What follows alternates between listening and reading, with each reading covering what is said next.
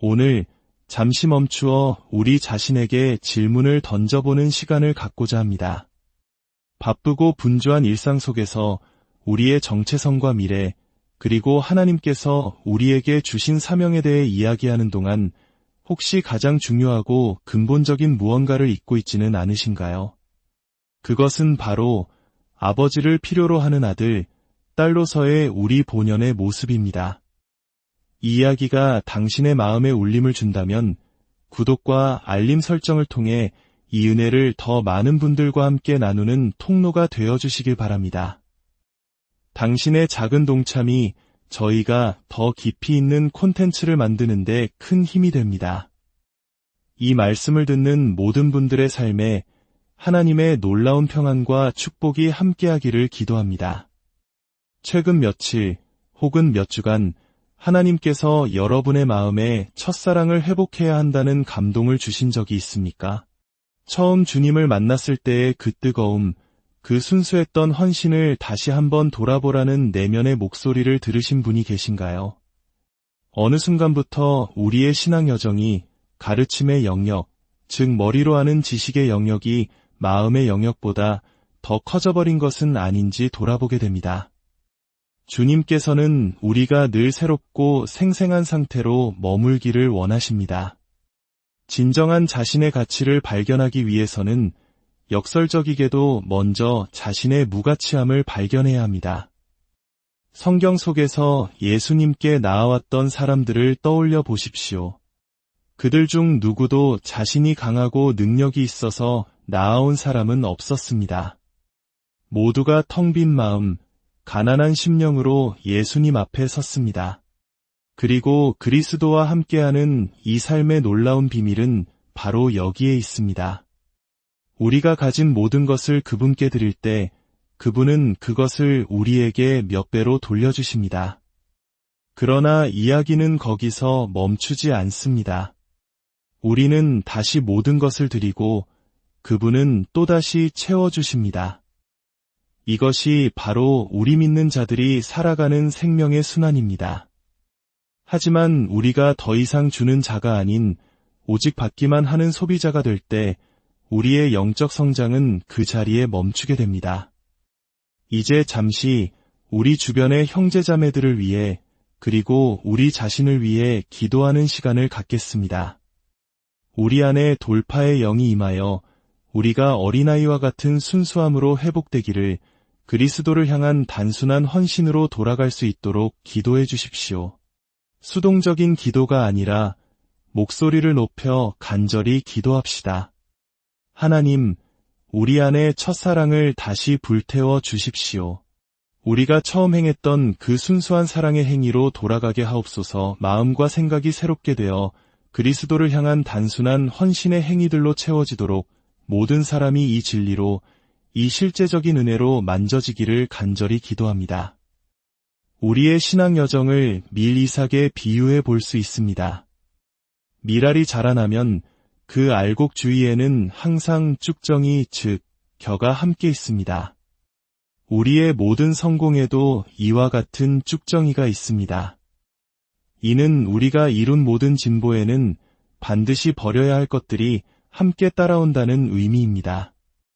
이 사실을 모를 때 우리는 주님께서 우리를 자유롭게 하길 원하시는 것들을 오히려 껴안고 살아갈 수 있습니다. 그것들은 악한 것들이 아닐 수 있습니다. 그저 불필요한 것들일 뿐입니다. 주님께서는 오늘 밤 우리 각자를 개인적인 친밀함과 돌파의 자리로 이끌기 원하십니다. 언젠가 이루어질 막연한 미래가 아니라 바로 지금 이 순간 우리 각자에게 새로운 문이 열리고 있습니다. 과거에 내가 틀렸다는 의미가 아닙니다. 단지 더 많은 것이 예비되어 있으며 그곳에 이르기 위해 우리는 무언가를 뒤로하고 떠나야 한다는 뜻입니다. 우리는 오직 우리가 죽었던 그곳에서만 진정으로 살 수 있습니다. 주님께서 우리를 더 깊은 곳으로 초대하실 때 거기에는 내려놓음과 포기, 그리고 온전한 항복이 따릅니다. 때로는 잘못된 것이 없어도 우리는 그저 하나님의 계획 안에서 불필요한 것들을 붙들고 있을 때가 있습니다. 요한계시록 2장에는 첫사랑에 대한 말씀이 나옵니다. 주님께서는 에베소 교회를 향해 말씀하시며 먼저 그들이 잘한 일들을 칭찬하십니다. 그들은 영적 권위를 분별할 줄 알았고 거짓 사도들을 가려냈으며 질서와 구조를 바로잡는 데 능숙했습니다. 하지만 그들은 구조를 세우는 과정 속에서 열정을 잃어버렸습니다. 좋은 질서와 통치에 대한 이해는 있었지만 성경에서 말하는 모든 구조는 사랑의 관계로부터 나와야 한다는 것을 잊었습니다. 마음을 부드럽게 유지하는 것, 모든 것을 단순하게 지키는 것, 바로 사도 바울이 말했던 그리스도를 향한 진실함과 깨끗함, 즉 단순한 헌신입니다.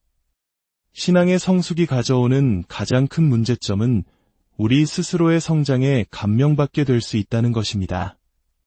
하지만 기억해야 합니다. 나의 가장 좋은 날에도 모든 것은 오직 은혜로 말미암은 것입니다. 어린아이와 같은 마음을 유지하는 것에는 특별한 무언가가 있습니다. 우리는 최근 몇 달간 히스기야 왕의 이야기를 나누었습니다. 그는 역사상 가장 위대한 개혁가 중 한 사람이었고 모든 것을 너무나 잘 해냈습니다. 다윗의 예배를 회복시켰고 위기의 순간마다 하나님께 부르짖어 응답받았습니다. 적군에게 포위되었을 때 부르짖자 하나님은 예언적 방향을 주시고 그들을 구원하셨습니다. 죽을 병에 걸렸을 때 부르짖자 하나님은 그의 생명을 15년이나 연장시켜 주셨습니다. 그러나 그의 삶의 어느 지점에서 무언가 잘못되었습니다. 그는 부드러움을 잃었고 뜨거웠던 불꽃을 잃었습니다. 아마도 그는 여전히 정해진 제사를 드리고 찬양을 하고 예배를 드렸을 것입니다. 하지만 그의 마음에 안일함이 찾아왔을 때 그는 자신의 아들들이 바빌론으로 끌려간 애시가 될 것이라는 끔찍한 소식을 듣고도 이전처럼 하나님께 부르짖으며 돌파구를 찾는 어린아이 같은 믿음으로 반응하지 못했습니다. 때때로 우리는 우리의 열정보다 더 성숙해버리고 우리 안의 불꽃을 지나쳐 성장해버립니다. 우리가 지금 서 있는 이 자리는 우리의 지성이나 명석함 때문에 주어진 것이 아닙니다. 거룩하게 된 지성은 영광스러운 것입니다. 저는 주위의 탁월한 동역자들을 보며 감탄할 때가 많습니다.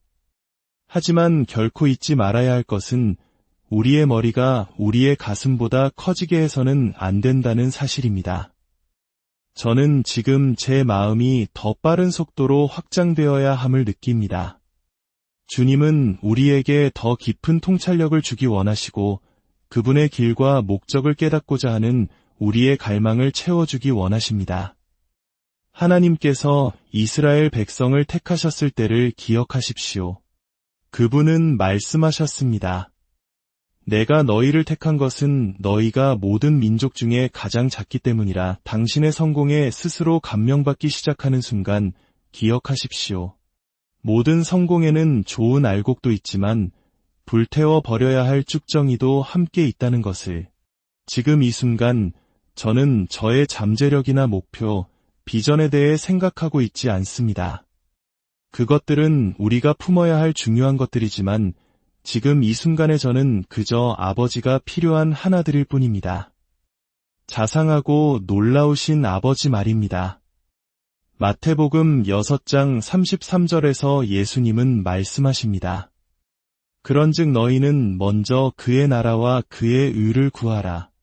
그리하면 이 모든 것을 너희에게 더하시리라. 이것이 제게 의미하는 바는 이렇습니다.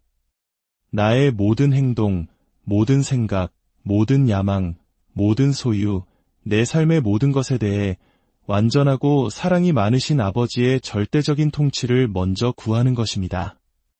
그분의 본성이 내 안에서 나를 통해 흘러넘칠 때까지 우리가 사라져야 한다는 의미가 아니라 오직 그분의 위대함 안에서만 우리는 진정한 우리 자신의 가치를 발견할 수 있다는 뜻입니다. 이제 우리 모두 자리에서 일어나 주님 앞으로 더 가까이 나아가겠습니다. 예수님께서 눈먼 사람에게 가서 씻으라고 말씀하신 이유가 무엇일까요? 연못물에 마법 같은 힘이 있었기 때문이 아닙니다. 그저 그가 있던 자리를 떠나 순종의 발걸음을 내디딜 필요가 있었기 때문입니다. 때로는 우리가 앉아있는 자리에서 통로로 나오는 그 단순한 움직임 속에 치유가 있습니다. 히브리서 기자는 말합니다. 너희가 징계를 견디는 것은 하나님께서 너희를 아들로 대우하신다는 증거라. 하나님의 징계는 벌이 아니라 더 큰 돌파를 위한 준비 과정입니다. 모든 성공에는 불태워야 할 무언가가 함께 있습니다. 예수님은 말씀하셨습니다. 나는 참포도나무여 내 아버지는 농부라. 물은 내게 붙어 있어 열매를 맺지 아니하는 가지는 아버지께서 그것을 제거해 버리시고 무릇 열매를 맺는 가지는 더 열매를 맺게 하려 하여 그것을 깨끗하게 하시느니라. 여기서 깨끗하게 하다라는 단어는 가지치기 하다라는 의미입니다.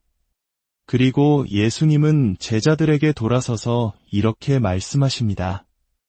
너희는 내가 일러준 말로 이미 깨끗하여졌으니 놀랍지 않습니까? 가지치기는 반드시 힘든 역경을 통해서만 오는 것이 아닙니다. 하나님의 말씀에 귀를 기울이는 것, 그것이 바로 가지치기입니다.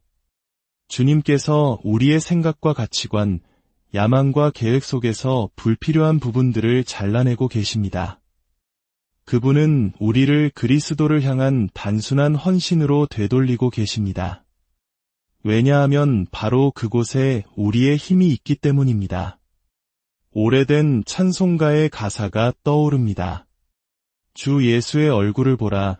그의 놀라운 얼굴을 바라볼 때 세상의 것들은 그의 영광과 은혜에 비답해서 이상하게 희미해지리라. 이와 같은 노래는 단순한 아이디어로 만들어질 수 없습니다. 주님을 직접 만나고 그 외에는 아무것도 중요하지 않게 된 경험을 한 사람만이 쓸 수 있는 고백입니다. 다른 모든 것은 중요하지 않습니다. 이것이 바로 우리가 오늘 이 자리에 있는 이유입니다. 먼저 그의 나라를 구하라는 것은 다른 모든 것은 주님께서 처리하시도록 맡기는 것입니다. 왜냐하면 그것들은 더 이상 중요하지 않기 때문입니다. 교회의 인기를 알고 싶으면 주일 오전 예배 출석을 보라는 말이 있습니다. 목사의 인기를 알고 싶으면 주일 저녁 예배 출석을 보고 하나님의 인기를 알고 싶으면 기도회에 얼마나 많은 사람이 모이는지를 보라고 합니다. 때로는 기도해야 할 시간에 우리를 안절부절 못하게 만드는 것이 바로 우리 자신의 비전과 야망일 수 있습니다. 이제 그 모든 것을 내려놓고 주님의 마음에 우리의 마음을 맞춥시다. 우리 안에서 기도를 향한 갈망이 타올라 우리를 통해 하나님이 영광 받으시기를 기도합시다. 이제 주님께서 당신의 삶에 부어주시는 기름 부으심이 갑절이나 더해지도록 기도하십시오. 갑절의 시간입니다. 더블 포션의 시간입니다. 오늘 이 시간은 어쩌면 제가 전하지 않은 최고의 메시지였을지도 모릅니다. 때로는 그저 기도해야 할 때가 있습니다. 주님의 움직임에 기꺼이 함께 해주셔서 감사합니다. 오늘 이 시간이 여러분의 삶의 새로운 시작점이 되기를 축복합니다. 머리가 아닌 가슴으로 하나님을 만나고 복잡한 세상 속에서 가장 단순하고도 강력한 진리인 그분의 사랑 안에 거하시기를 기도합니다. 오늘의 이야기가 여러분의 마음에 깊은 울림을 주었기를 바랍니다. 하나님의 평강이 여러분과 항상